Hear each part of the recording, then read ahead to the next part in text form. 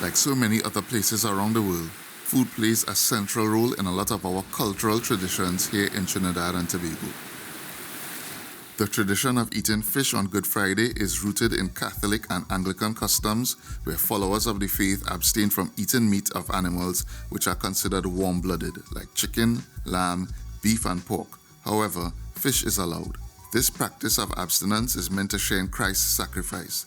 And while I grew up practicing Islam in a Muslim household, this tradition is not something unfamiliar to me.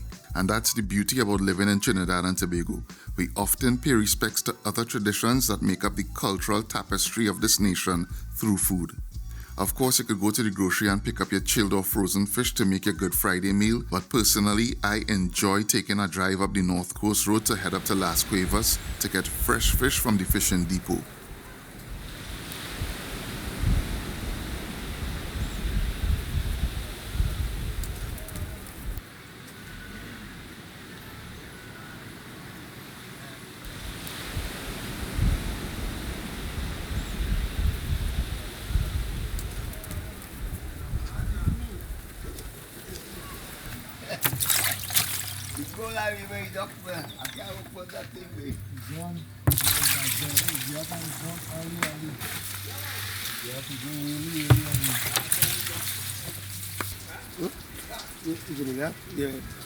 Now some people get squeamish around the blood and guts. That's an inextricable part of buying fresh meat.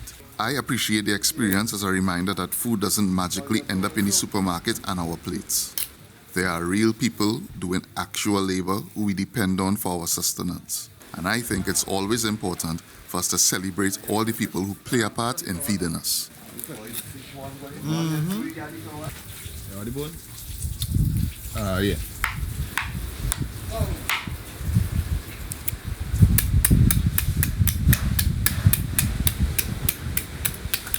Let's stay inside. I put some slice. Leave it so. I will slice it up.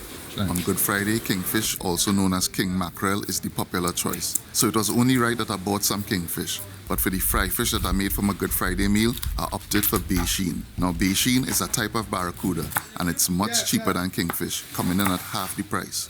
And while I've never tried it for stewing, it is perfect for frying. I cleaned my bay sheen, and now I'm just going to season it with some salt and green seasoning. I like to rub the fish with salt first, as I find it allows the seasoning to soak into the flesh better.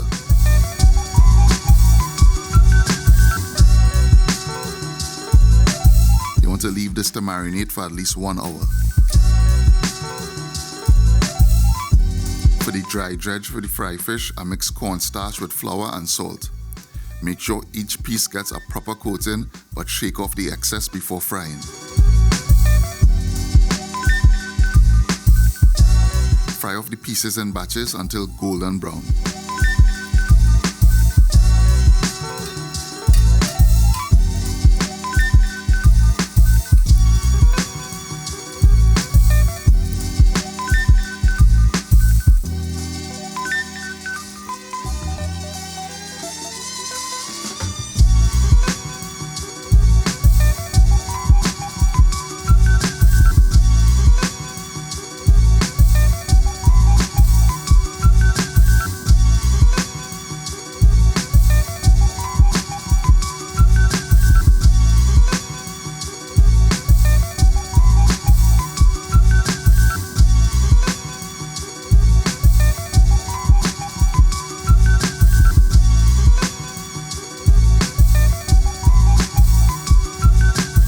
To make my stew fish gravy, I'm starting off by sauteing some onions,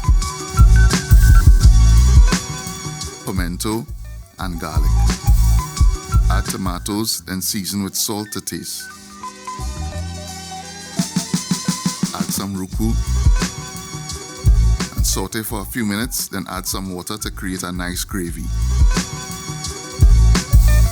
Add some fresh thyme. Then add a cornstarch slurry to thicken the gravy.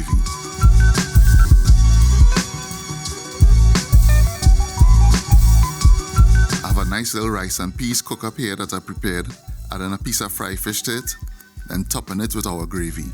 And that's it right there, you know. Something delicious, something traditional, and my take on a Trini stew fish for Good Friday. Mm-hmm.